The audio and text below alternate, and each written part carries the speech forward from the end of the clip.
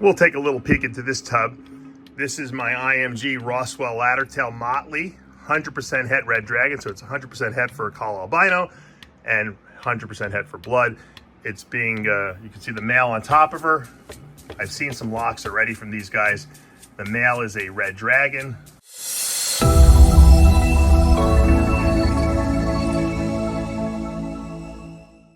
What's up, snake fans? Dave Palumbo here for Muscle Serpents Daily. Today we're going to be talking about boa breeding. It is the boa breeding season. Mine started a little late. It usually starts around December 1st. I think I started about 2 or 3 weeks into December. But I'm going to be just, I guess, making it last a little longer. Usually I go 8 weeks without feeding during the breeding season. So once I pair up my snakes, and I'm going to go through the whole process with you in a minute, I won't feed for 8 weeks, so it'll just go a little later this year without, normally I won't feed for all December and all of January. Now I'll go all of January, some of February, and then I did some of December as well. But we're going to go through the whole process. It's not that hard, but there's some certain cues and keys and timings that you want to do that's going to help make you successful. We're not going to talk about the whole process that leads up to right to the babies. We're going to talk about the initial process of pairing, temperature changes, and what you could expect to see from your boas over the next 8 weeks. Stay tuned. All right, so let's start off what we do with the boa breeding season. In December, usually December 1st is when I start pairing up my boas, start cutting back their food. This year it was a little later. It was more towards like maybe the second week or third week in December. So we'll go a little later. So we put these snakes together. This is actually a pair of double het blood and sterling boas. And they're both het for Anery type 2, which is kind of cool. They actually have some Hog Island blood in them too, which is also kind of interesting, which makes them a little lighter. We know the Hog Island blood is, number one, it's going to keep them a little smaller. And number two, it's going to definitely lighten them up a little bit. So these are completely genetically, phenotypically, they should be, normal looking boas. This one's a little lighter, you can see, than this one. And Sterling's are big snakes. But, when you get the blood gene in there, which is a Panamanian, dwarf boa, it makes them a little small. This female is pretty big though, still. The Sterlings, but like I said, this one, she's actually in shed too, you can see. But so I paired them up about the second week in December. I stopped feeding them. I won't feed them for 8 weeks. I'm gonna let them just chill out together. Hopefully we'll start getting locks and breeding going on. And that's what we're looking for. Now, my thermostat, I've been slowly, progressively, not that I have to show you my thermostat, but you guys know what a thermostat looks like. I've been lowering the temperature. So as you can see, I don't know if you can see it here, we're down to 77 degrees. I started at around 80. Usually that means if it's 80 or 79 here in the boa room, which is the second room, means it's usually warmer. I'll go up to 81. And then in the ball python room,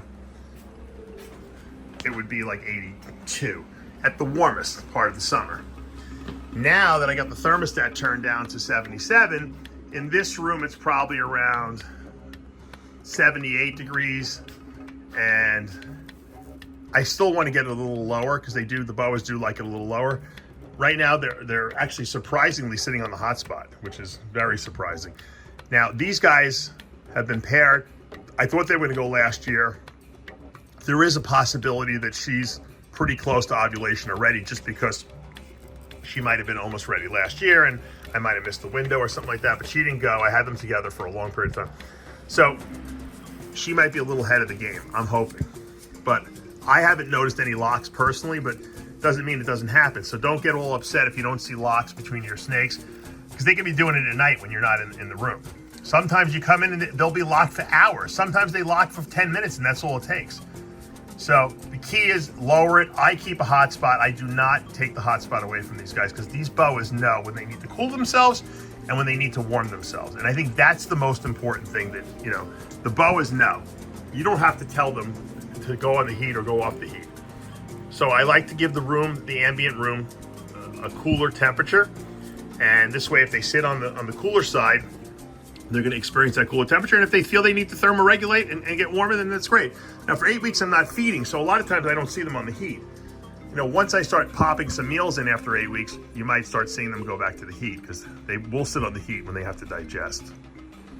Now, if you look at this girl, this is my scoria that's het for blood and parahet, meaning that she's either het for boa and caramel or het for sharp albino, one of those, we don't know. So we got her, she's sitting on the cool side, which is what I expect, trying to cool herself, get those follicles to start growing in her belly there. And the male, where's the male? This one I didn't put the male in. I put a male in with her sister. I'll show you the sister. Oh, that's not the sister. Where's the sister?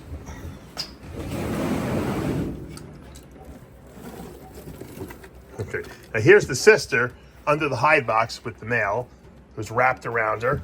They're not locked. And you can tell they look exactly the same. They're the same, theoretically the same genes. I mean, she's parahet, so maybe one is het sharp, one's het boa and caramel, we won't know. And then the male is a double het, also parahet, het blood. So she just shed, which is good. And she's not on the hot spot. I mean, she's not on the cool side. She's on the warmer side. So these boas know what they want. A lot of times at night, I see them go into a little bit of the warmer area, and they'll sometimes do their thing, hopefully lock underneath there, and that's where we're at. So the other female is cooling herself, so we got to get a male in with her, and this is what you're going to see. But sometimes you're not going to see initially. It's only been 3 weeks that I put my male and females together, so you're not going to always see locks. So don't get all crazy when other people are posting pictures online of all these locks and you're not seeing anything.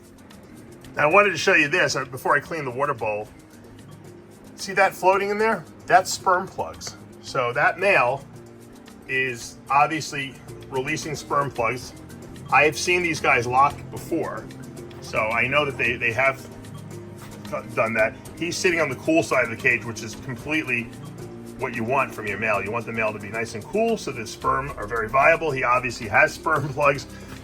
He might have put them into her enough already, because I did pair these guys up a little early this year in October.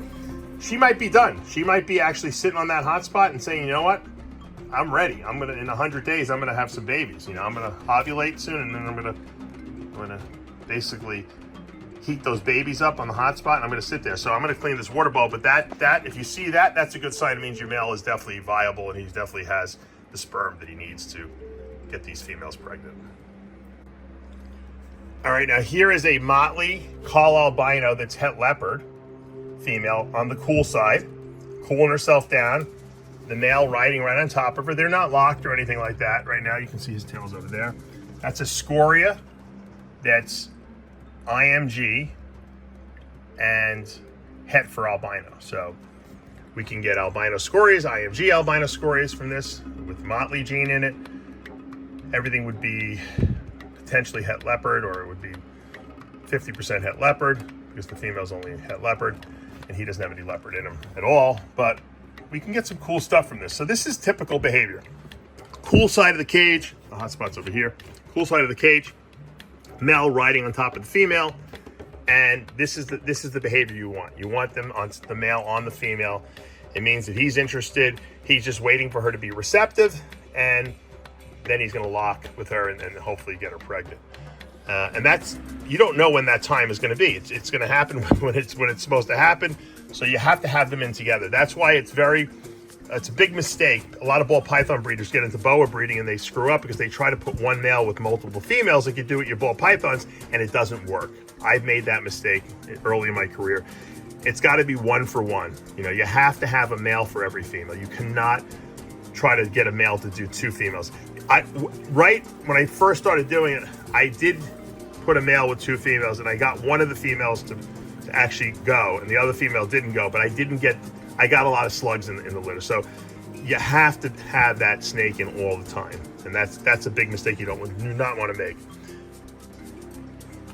Now these are some dwarf boas I got going here. These have produced for me in the past. These are triple hets. They're het for blood, het for Gilbert T positive, and het for leopard. And they're also 25% Hog Island blood in them, so they're also just naturally lighter. Hog Island blood, when you say that it's almost like a pastel, line bred trait. You're going to get lighter snakes. These guys definitely look lighter than typicals. Now I think they're locked. I don't want to mess around with them. It looks like the tails might be intertwined, but they've bred before. This was my original breeding. I didn't hit the triple. I never got the triple recessive. I'm hoping that I gave the female off last year and feeding her well. I'm hoping that we can hit a Gilbert T positive leopard blood. That would be awesome. And that's the goal this year. And we're trying for that. Now, getting back to the temperatures I was telling you about, I'm down to 77 in the first room. I'm going to bring that down to about 75, 74, 75 probably. So that first room, my Australian room where I have all my Australian colder species, will get down to about 74, 75. And then this room will get down to about 76, 77, which is perfect for these guys. And then the ball python room will be about 78, 79, and that's fine for them. They don't really, you don't even have to cool ball pythons anymore and they'll breed. But it's always good to get them a little cold. And I'll open the doors, like if it's a little chilly here. I mean, we're in Florida, so sometimes we get 50, 60 degree days. I'll open the doors and just let some of the cool air come in for the ball pythons, and that seems to be enough for them. But we're gonna keep an eye on these snakes. We'll take a little peek into this tub. This is my IMG Roswell Laddertail Motley, 100% het red dragon, so it's 100% het for Call albino and 100% het for blood. It's being, you can see the male on top of her. I've seen some locks already from these guys. The male is a red dragon who potentially has hypo in him in jungle. I don't think he's got the jungle. I didn't see any jungle markings, but he's definitely red dragon. And like I said, he might be hypo sun dragon, so which would be a hypo red dragon. So we're looking to produce some IMG red dragons is really what we're looking at. And so hopefully this girl this year, last year she was a little young. She was a 19. I tried to see if she'd go. She did not go. I think this year she's got the size on her. She is one of my prettiest snakes. If you like black boas, doesn't get much nicer than that. And look at that iridescence on her. And I'm not going to disrupt them because I don't know if they're locked in. I don't think they are, but they could be. And we'll leave them alone. But this is it. The less you bother these boas over the next 8 weeks, where you're not feeding them, you're just changing the water bowls, the better they're going to do. And that's the trick to boa breeding.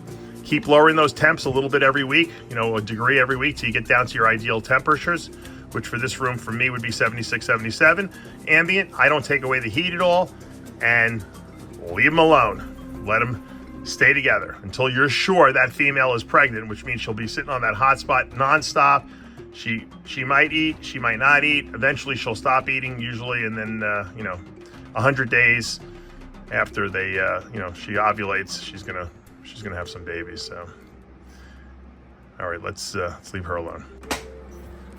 All right, last video of the day here. This is going to be our onyx female that's het for blood, het for Honduran T positive, het for Anery 2, being bred by our super onyx hypo or hypo super onyx.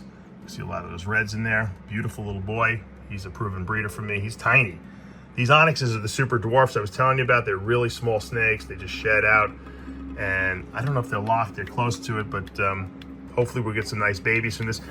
The male is possibly het for Honduran T positive, and he's possible het for blood. So if he proves out and she's also het, we could produce some really amazing stuff here.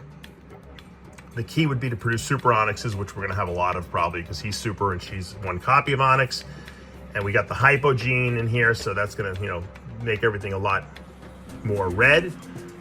And we'll see what happens. So these Central American boas tend to be a little easier to breed for some reason. They don't produce as many babies, but they tend to breed a little more easily than the Colombians. They don't quite need as many cues. In other words, when I say cues, I mean like temperature changes, restrictive feeding. They can you can fudge with them a little bit and get better, just as good results. Sometimes you can actually breed these guys back to back. They really don't lose a lot of size because they don't produce a ton of babies.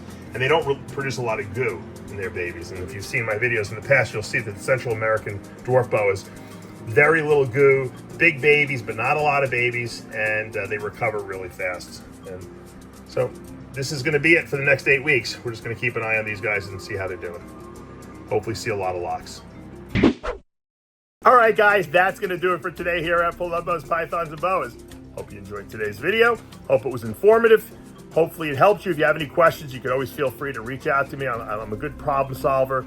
I like to help troubleshoot things. This was not the whole boa breeding process, it only goes up to the point where, you know, we're going to start getting some breeding action. We're going to talk about what happens after the 8 weeks, raising humidity, and when you start feeding again a little bit, and all the little tricks you can do to hopefully push these snakes into ovulation and get them to be gravid and pregnant and have some amazing babies.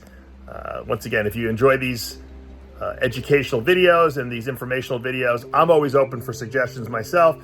I try to give you guys all the little tips that I learned along the way, and from all the masters like Vin Russo and Mike Weitzman and all of my mentors. And hopefully we can help you to make some great boas as well. All right, guys, if you like what you're seeing, show us the love. Hit that subscribe button, turn on those notifications, hit that like button. I'll see you back tomorrow.